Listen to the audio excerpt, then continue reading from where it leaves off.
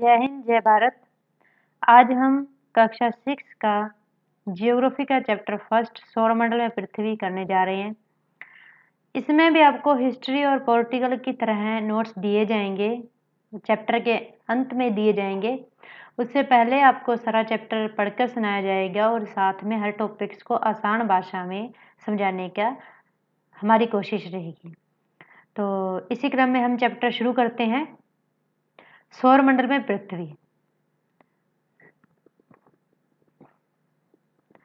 सूर्यास्त के बाद आकाश को देखना कितना अच्छा लगता है। आसमान में पहले एक या दो चमकते बिंदु ही दिखते हैं, लेकिन बाद में इनकी संख्या बढ़ती जाती है। आप उनकी गणना नहीं कर सकते।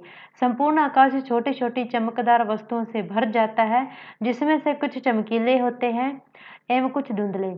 ऐसा प्रतीत होता है मानो आकाश में हीरे जड़े हों।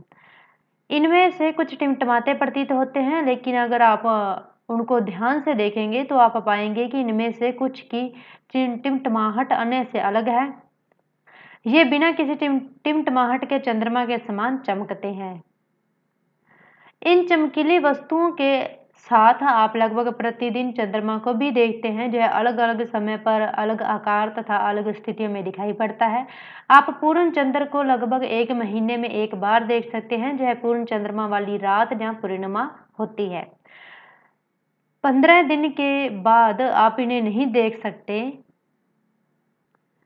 यह नए चंद्रमा की रात्रि जहाँ अमावस्या होती है। अब आपको पूर्णिमा और अमावस्या में पता लग गया होगा इसका अंतर। ऐसी रात में अगर आसमान साफ है तो आप आसमान का अवलोकन अच्छी तरह से कर सकते हैं। क्या आपको इस बात पर आश्चर्य नहीं होता कि हम दिन के समय चंद्रमा एवं इन सभी छोटी चमकीली वस्तुओं को क्यों नहीं देख पाते? ऐसा इसलिए है क्योंकि सूर्य के अत्यधिक तेज प्रकाश के कारण रात के समय चमकने वाली वस्तुओं को हम दिन में नहीं देख पाते हैं। सूर्य, चंद्रमा तथा वे सभी वस्तुएं जो रात के समय आसमान में चमकती हैं खगोलीय पिंड कहलाते हैं। अब आपको जहाँ पर खगोलीय पिंड की परिभाषा देनी हो तो आप बता सकते हैं खगोलीय पिंड क्या। अब आपको पीछे पूर्णिमा का अर्थ पता चला, अमावस्या क्या होती है वो पता चला, आपको पूर्णिमा पता चली। अब एक अगली परिभाषा थी खगोलीय पिंड। सूर्य, चंद्रमा तथा वे सभी वस्तुएं जो रात के समय आसमान में चमकती हैं वो सभी क्या कहलाते हैं? वो सभी खगोलीय पिंड कहलाते हैं। तो इन परिभाषाओं को समझते चलिए। कुछ खगोलीय पिंड बड़े आकार वाले तथा गर्म होते हैं। ये गैसों से बने होते हैं। इनके पास अपनी ऊष्मा तथा प्रकाश होता है, जिसे वे बहुत बड़ी मात्रा में उत्सर्जित करते हैं। इन खगोलीय पिंडों को तारा कहते हैं। सूर्य भी एक तारा है। तो आपको तारे की परिभाषा पता चली। जो आसमान में चमकते हैं वो खगोलीय पिंड होते हैं, और इन्हीं खगोलीय पिंडों में से कुछ बड़े बड़े गैस के गोले होते हैं, और जो जिनके पास अपनी ऊष्मा होती है और वो अपनी ऊष्मा को उत्सर्जित करते हैं, जिससे वे चमकते हैं, और इन्हें ही तारा कहा जाता है। सूर्य भी क्या है? एक तारा है।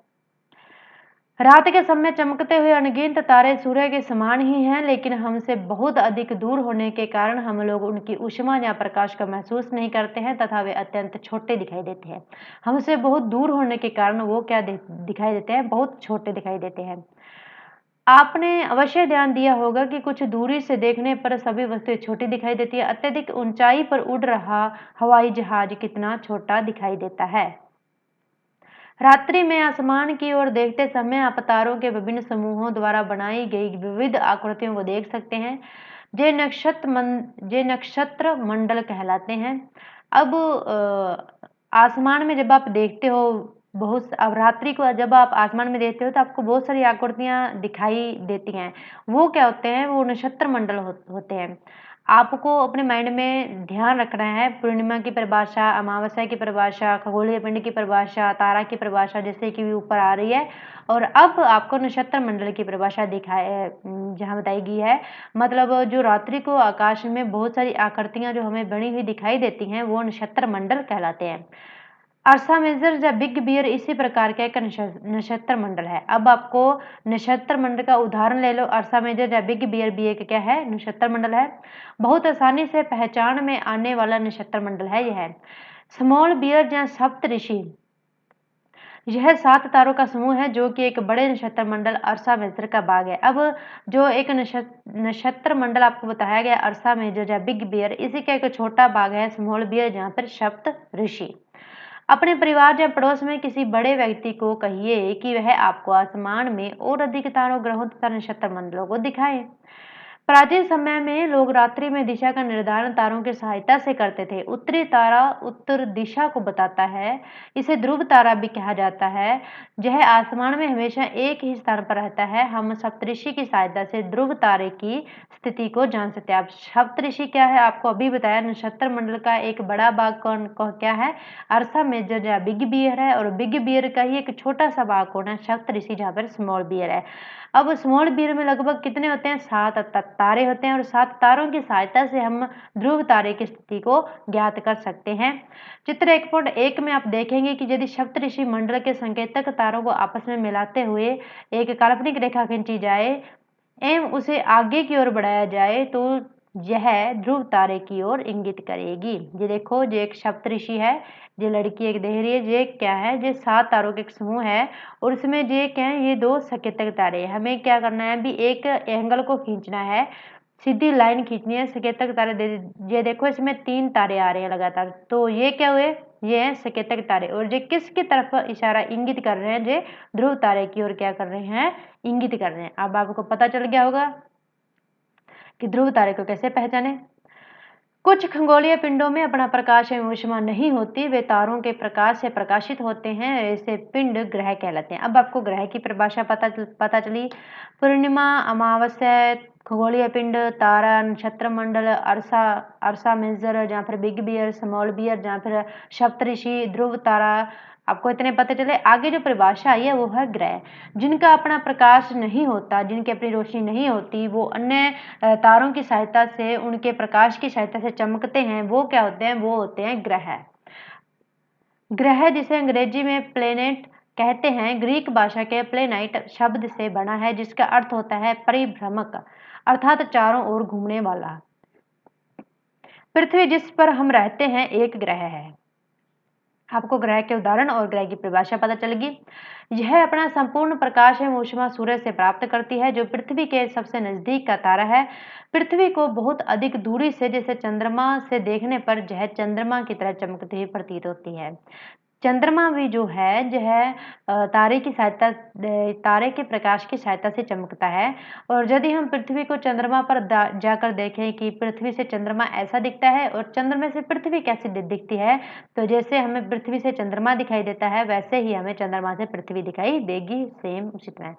इधर साइड में देखिए कुछ रोचक तथ्य है।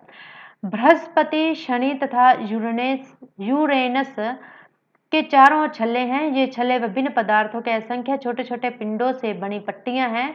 पृथ्वी से इन छल्लों को शक्तिशाली दूरबीन की सहायता से देखा जा सकता है। देखो, अब बृहस्पति, शनि में यूरेनस के जो चारों तरफ जो छल्ले हैं, उन्हें देखने के लिए, जो कि अनेक पदार्थों से बने हैं और छोटे छोटे पिंड है, उन्हें देखने के लिए हम एक अच्छी सी दूरबीन के शक्तिशाली दूरबीन की सहायता से पृथ्वी से ही उन्हें देख सकते हैं।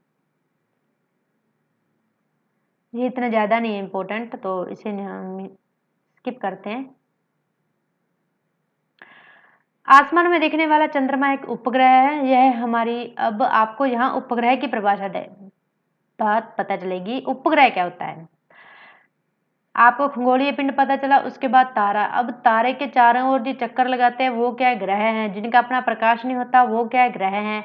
अब जो ग्रहों का चक्कर लगाते हैं वो क्या है, वो उपग्रह हैं। जैसे पृथ्वी का उपग्रह क्या है, चंद्रमा है। यह हमारी पृथ्वी का सहचर है तथा इसके चारों ओर चक्कर लगाता है। हमारी पृथ्वी के समान 8 अन्य ग्रह हैं जो सूर्य से प्रकाश एवं ऊष्मा प्राप्त करते हैं। उनमें से कुछ के पास अपने चंद्रमा भी हैं, जैसे कि पृथ्वी के पास भी अपना चंद्रमा है ना, जिस तरह। अब देखो इधर साइड में, क्या आप जानते हैं सौरमंडल का नाम कैसे पड़ा, आपको यहाँ बताया जाएगा। पौराणिक रोमन कहानियों में सौर सूर्य देवता को कहा जाता है। सौर शब्द का अर्थ है सूर्य से संबंधित है, इसलिए सूर्य के परिवार को सौरमंडल कहा जाता है। सौर शब्द का उपयोग करते हुए और अधिक शब्दों के नाम ये वैसे बताया गया। अब यहाँ सौरमंडल, आगे सौरमंडल, हमारे सौरमंडल में कितने ग्रह आते हैं, तो हमारे सौरमंडल में 8 ग्रह आते हैं। सूर्य, 8 ग्रह, उपग्रह तथा कुछ अन्य खगोलीय पिंड जैसे क्षुद्र ग्रह जो उल्का पिंड मिलकर सौरमंडल का निर्माण करते हैं। देखो 4-5 नाम हैं। पहले तो आपको खगोलीय पिंड पता होना चाहिए। खगोलीय पिंड में ही तारे आते हैं, खगोलीय पिंड में ग्रह आते हैं, खगोलीय पिंड में उपग्रह आते हैं, इसी में क्षुद्र ग्रह और उल्का पिंड आदि वगैरह आते हैं। ठीक है, और उसे हम सौर परिवार नाम देते हैं, जिसका मुख्य सूर्य है।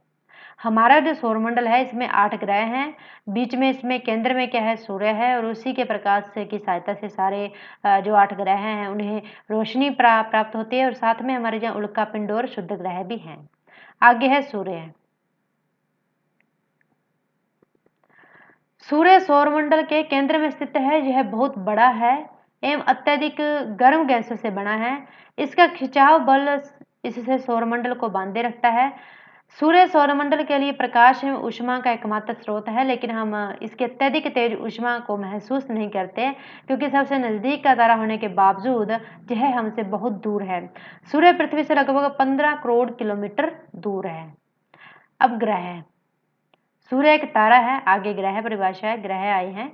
हमारे सौरमंडल में 8 ग्रह हैं। सूर्य से दूरी के अनुसार वे हैं बुध, शुक्र, पृथ्वी, मंगल, बृहस्पति, शनि, यूरेनस तथा नेपच्यून। सौरमंडल के सभी 8 ग्रह एक निश्चित पथ पर सूर्य का चक्कर लगाते हैं। ये रास्ते दीर्घवृत्ताकार में फैले हुए हैं।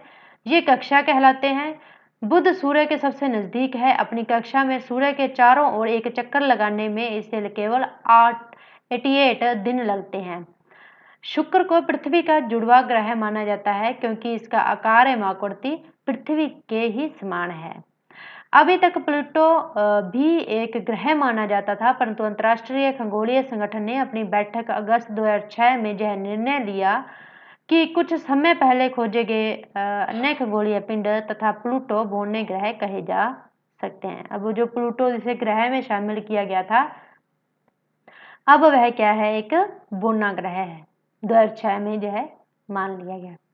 क्या आप जानते हैं, इधर पढ़ते हैं।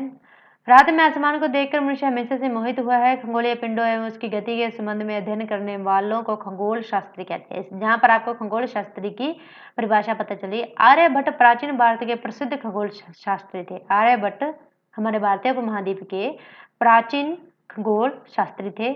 आज विश्व के सभी भागों में खगोलविद ब्रह्मांड के रहस्यों को खोजने में लगे हुए हैं, लेकिन अभी तक भी हमें खगोल जो हमारी ब्रह्मांड है इसके बारे में बहुत कम जानकारी प्राप्त हुई है। इधर पढ़ते हैं। क्या आप जानते हैं, प्रकाश की गति लगभग 3 लाख किलोमीटर प्रति घंटा सेकंड है। इस गति के बावजूद सूर्य के प्रकाश के पृथ्वी तक पहुंचने में लगभग कितना समय लगता है, 8 मिनट का समय लगता है। अब इधर पढ़ते हैं पृथ्वी। सूर्य से दूरी के हिसाब से हमारी जो पृथ्वी है तीसरा ग्रह है। आकार में जो है 5वां सबसे बड़ा ग्रह है। पृथ्वी के बारे में सारी रोचक तथ्य आप ज्ञात कर लें कि जो पृथ्वी है वो सूर्य के दूरी से हिसाब से तो तीसरा ग्रह है, और आकार के हिसाब से 5वां बड़ा ग्रह है। यह ध्रुवों के पास थोड़ी चपटी है। यही कारण है कि इसके आकार को भू आब कहा जाता है। भू आब का अर्थ है पृथ्वी के समान आकार। जीवन के लिए अनुकूल परिस्थितियां संभवतः केवल पृथ्वी पर ही पाई जाती हैं। पृथ्वी न तो अधिक गर्म है और न ही अधिक ठंडी। जहां पानी में वायु उपस्थित है जो हमारे जीवन के लिए आवश्यक है। वायु में जीवन के लिए आवश्यक गैसें जैसे ऑक्सीजन मौजूद है। इन्हीं कारणों से पृथ्वी सौरमंडल का सबसे अद्भुत ग्रह है। अंतरिक्ष से देखने पर पृथ्वी नीले रंग की दिखाई पड़ती है, क्योंकि इसकी 2/3 सतह पानी से ढकी हुई है, इसलिए इसे नीला ग्रह कहा जाता है। इधर रोचक तथ्य देखिए।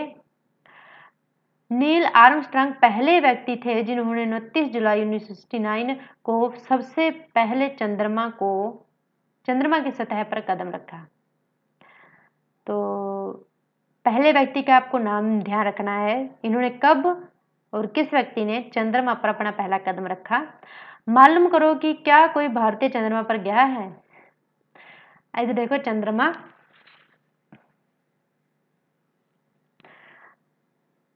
हमारी पृथ्वी के पास एक उपग्रह है चंद्रमा। इसका व्यास पृथ्वी के व्यास का केवल 1/4 है। 1/4 ध्यान रखिए, जो चंद्रमा का व्यास है वो पृथ्वी के व्यास से कितना है, 1/4 है। यह इतना बड़ा इसलिए प्रतीत होता है क्योंकि यह हमारे ग्रह से अन्य खगोलीय पिंडों की अपेक्षा नजदीक है। जो चीज जितनी अधिक नजदीक होगी वो उतनी ही बड़ी दिखाई देगी और जितनी दूर होगी उतनी ही छोटी दिखाई देगी। यह हमसे लगभग 3,84,400 किलोमीटर दूर है। अब आप पृथ्वी से सूर्य एवं चंद्रमा की दूरियों की तुलना कर सकते हैं। आपको पता ही है, इधर देखिए साइड में उपग्रह है, एक खगोलीय पिंड है जो ग्रहों के चारों ओर उसी प्रकार चक्कर लगाता है जिस प्रकार ग्रह सूर्य के चारों ओर चक्कर लगाते हैं। उपग्रह आपको पता चला, उपग्रह कौन सी दिशा में किसके चक्कर लगाता है, तो आपको पता चला जहाँ मानव निर्मित उपग्रह भी होते हैं। एक कृत्रिम पिंड है, यह वैज्ञानिकों के द्वारा बनाया गया है जिसका उपयोग ब्रह्मांड के बारे में जानकारी प्राप्त करने एवं पृथ्वी पर संचार माध्यम के लिए किया जाता है। इसे रॉकेट के द्वारा अंतरिक्ष में भेजा जाता है एवं पृथ्वी की कक्षा में स्थापित कर दिया जाता है। अंतरिक्ष में उपस्थित कुछ भारतीय उपग्रह इनसैट, IRS, एडुसैट इत्यादि हैं। आप नाम ध्यान रख लें, इंपॉर्टेंट है। चंद्रमा पृथ्वी का एक चक्कर लगभग 27 दिन में पूरा करता है। लगभग इतने ही समय में यह अपने अक्ष पर एक चक्कर भी पूरा करता है। इसके बावजूद पृथ्वी में हमें चंद्रमा का केवल एक ही भाग दिखाई देता है। तो ध्यान रखें कि पृथ्वी पर हमें चंद्रमा का केवल एक ही भाग दिखाई देता है। जो लगभग 27 दिन में अपना पृथ्वी का चक्कर पूरा करता है। 27 दिन में ही अपने अक्ष पर भी यह चक्कर पूरा 27 नहीं, क्या बोला ऊपर, क्या लिखा हुआ है, एक चक्कर लगभग 27 दिन में पूरा करता है। इतने ही समय में यह अपने अक्ष पर एक चक्कर पूरा करता है। तो पृथ्वी तो लगभग 24 घंटे में कर लेती है, लेकिन उसे कितने दिन लग जाते हैं, 27 दिन लग जाते हैं। और इसी कारण हमें जो चंद्रमा का केवल एक भाग ही दिखाई दे पाता है। अब आपको इसका कारण पता चला कि चंद्रमा का हमें एक ही भाग क्यों दिखाई देता है। चंद्रमा की परिस्थितियां जीवन के लिए अनुकूल नहीं है, जहां न पानी है और न वायु। इसकी सतह पर पर्वत, मैदान एवं खड्डे हैं जो चंद्रमा की सतह पर छाया बनाते हैं। पूर्णिमा के दिन चंद्रमा पर इसकी छाया को देखा जा सकता है। जब सूर्य पूरी तरह चमकता है, मतलब कि रोशनी से जब उसका पूरा भाग हमें दिखाई देता है, चमकता नहीं मतलब कि उसका पूरा भाग दिखाई देता है, तो एक एक हिस्सा ही दिखाई देता है, तो हम उसके वहां पर जो गड्ढे पाए जाते हैं बड़े बड़े, उसे देख सकते हैं। लेकिन वहां पर वायु और जल नहीं है, इसलिए वहां पर जीवन संभव नहीं है इन दो चीजों की कमी से। अब शुद्ध ग्रह क्या होते हैं। तारों, ग्रहों एवं उपग्रहों के अतिरिक्त असंख्य छोटे पिंड भी सूर्य के चारों ओर चक्कर लगाते हैं। इन पिंडों को क्षुद्र ग्रह कहते हैं। ये मंगल एवं बृहस्पति की कक्षाओं के बीच पाए जाते हैं। देखो याद रखना, क्षुद्र ग्रह बड़ी संख्या में मंगल और बृहस्पति की कक्षाओं के बीच पाए जाते हैं। वैज्ञानिकों के अनुसार शुद्ध ग्रह के ही भाग होते हैं, मतलब कि ग्रह से अलग हुए उसके ही टुकड़े होते हैं जो कि बहुत वर्ष पहले विस्फोट के बाद ग्रहों से टूटकर अलग हो गए। उल्कापिंड क्या होते हैं। सूर्य के चारों ओर चक्कर लगाने वाले पत्थरों के छोटे छोटे टुकड़ों को उल्कापिंड कहते हैं। सूर्य के चारों ओर चक्कर लगाते हैं, छोटे छोटे पत्थर के टुकड़े होते हैं, उसे हम उल्कापिंड कहते हैं। कभी कभी ये उल्कापिंड पृथ्वी के इतने नजदीक आ जाते हैं कि इनकी प्रवृत्ति पृथ्वी पर गिरने की होती है। इस प्रक्रिया के दौरान वायु के साथ संघर्ष होने के कारण ये गर्म होकर जल जाते हैं। फलस्वरूप चमकदार प्रकाश उत्पन्न होता है। कभी कभी कोई उल्का पूरी तरह जले बिना पृथ्वी पर गिरती है, जिससे धरातल पर गड्ढे बन जाते हैं। क्या आपने तारों वाले खुले आकाश में एक ओर से दूसरी ओर तक फैली चौड़ी सफेद पट्टी की तरह एक चमकदार रास्ते को देखा है। यह लाखों तारों का समूह है। यह पट्टी आकाशगंगा मिल्की वे है। हमारा सौरमंडल इस आकाशगंगा का एक भाग है।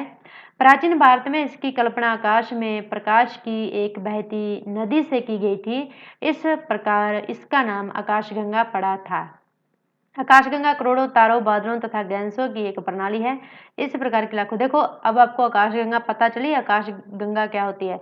सबसे पहले ब्रह्मांड आता है, उसमें आकाशगंगाएं हैं, अनेकों आकाशगंगाएं। अब आकाशगंगाओं में क्या है, आकाशगंगाओं में अनेकों सौरमंडल है। अब अनेकों सौरमंडल में क्या है, तारे हैं और ग्रह हैं। ठीक है, आगे आपको डायग्राम में दिखाई दे। इस प्रकार की लाखों आकाशगंगाएं मिलकर ब्रह्मांड का निर्माण करती हैं। आपको पता चला, ब्रह्मांड सबसे पहले ब्रह्मांड आएगा। ब्रह्मांड की विशालता की कल्पना करना अत्यधिक कठिन है। वैज्ञानिक अभी भी इसके बारे में अधिक से अधिक जानकारी एकत्रित करने से जुटे हैं।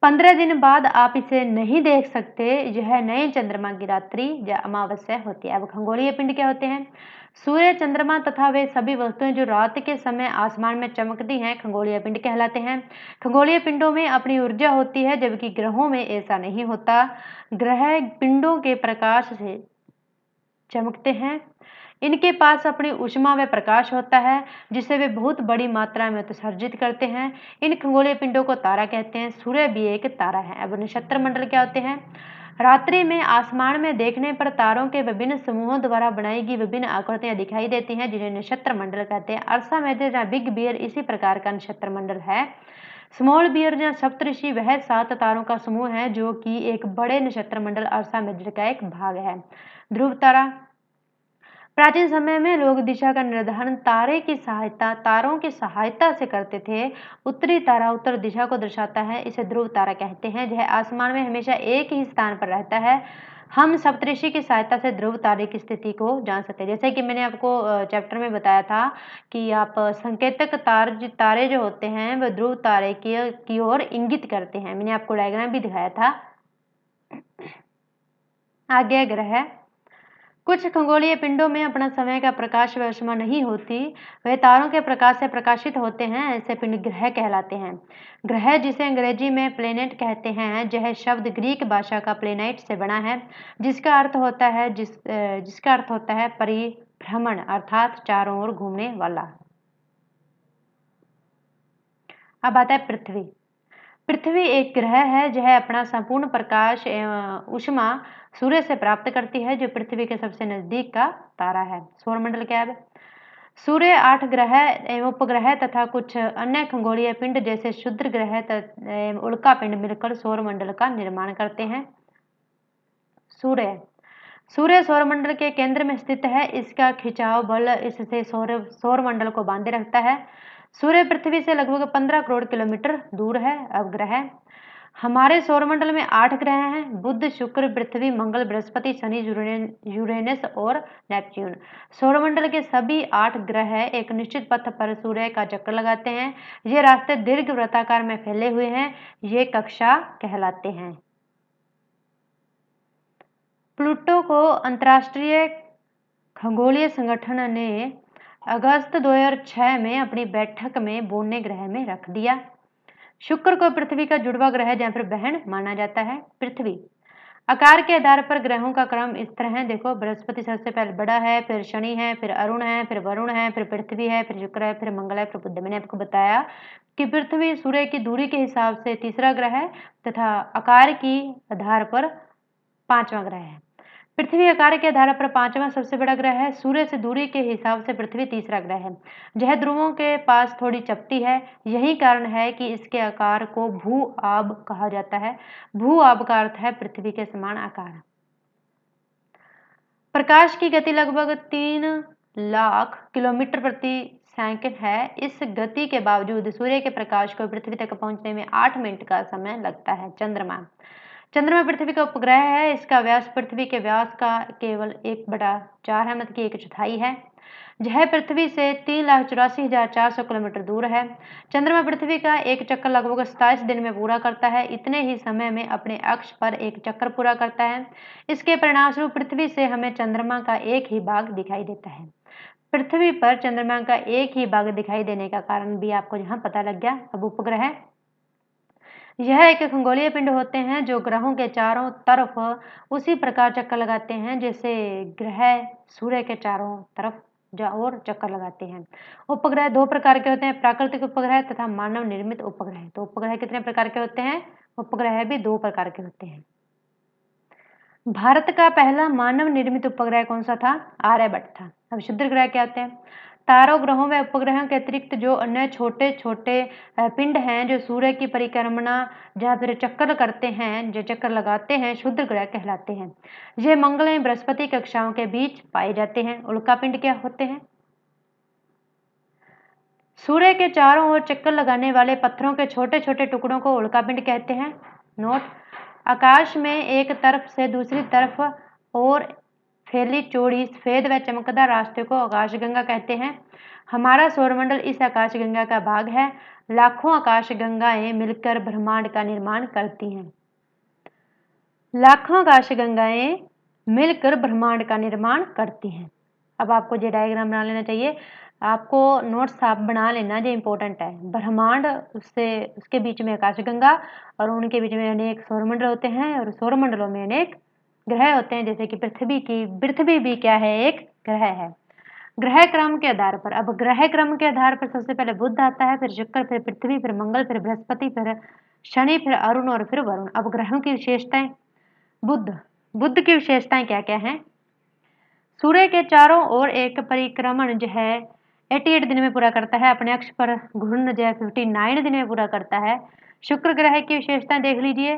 सूर्य के चारों ओर एक परिक्रमण 255 दिन में करता है और अपने अक्ष पर घूर्णन 243 दिन में पूरा करता है।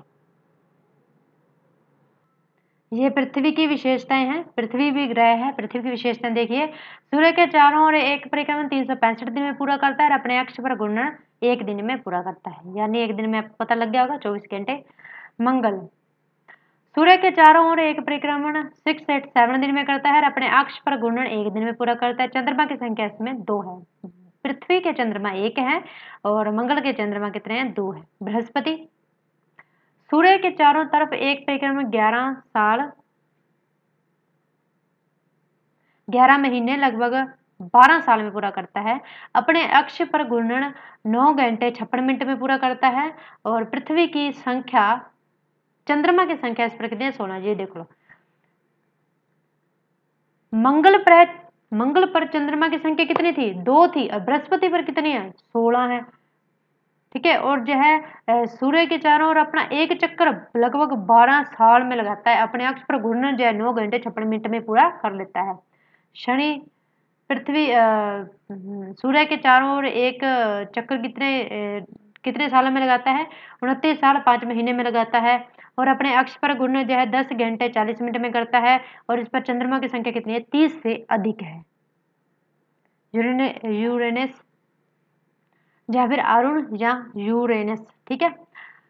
यह सूर्य का एक चक्कर 84 सालों में लगाता है और अपने अक्ष पर जो 17 घंटे 14 मिनट में घूमता है और इस पर चंद्रमा की संख्या, जहाँ पर इसके उपग्रहों की संख्या कितनी है? वो 17 है। नेपच्यून या फिर वरुण, यह अपने जो सूर्य के चारों तरफ एक चक्कर 164 साल में लगाता है और अपने अक्ष पर 16 घंटे 7 मिनट में घूमता है और इस पर उपग्रहों या फिर चंद्रमा की संख्या मान लीजिए तो वो 8 है। इस तरह हमारा जो चैप्टर कंप्लीट होता है। आपको सभी फैक्ट बहुत अच्छे से कंप्लीट कराए गए हैं। ये नोट्स इंपॉर्टेंट है। जियोग्राफी, हिस्ट्री, पॉलिटिकल, भले कोई भी सब्जेक्ट हो, आप उसके नोट्स जरूर बनाएं। हर एक सब्जेक्ट को सीरियस मूड में लीजिए। अब इन बेसिक चीज़ों को समझोगे तो ही आप बड़ी चीज़ों को समझ पाओगे। तो आशा है आपको अच्छी तरह से समझ आ रहा होगा। इसी के साथ हमारा चैप्टर खत्म होता है। जय हिंद, जय भारत।